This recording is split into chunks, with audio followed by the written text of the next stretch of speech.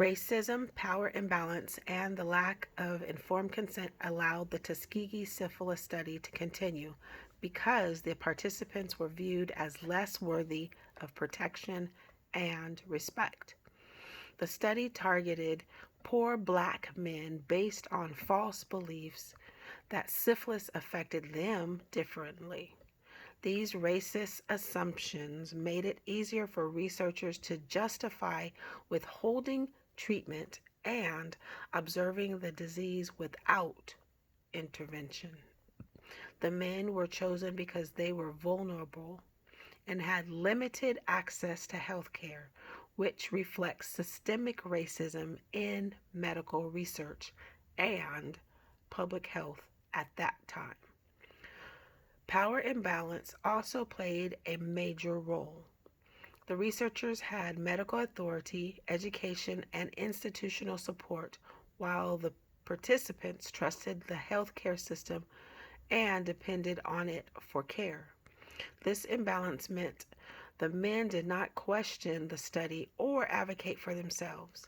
Even when concerns were raised by some professionals, leadership continued the study because they had control over decisions and information. The participants did not have the social or economic power to challenge what was happening. The lack of informed consent was central to the study. The men were never told they had syphilis and were misled with the term bad blood. They were not informed about the risks or the purpose of the research, and they were not given the choice to participate. When penicillin became an effective cure, it was intentionally withheld. This violated their autonomy and basic human rights. This event still influences trust in healthcare today.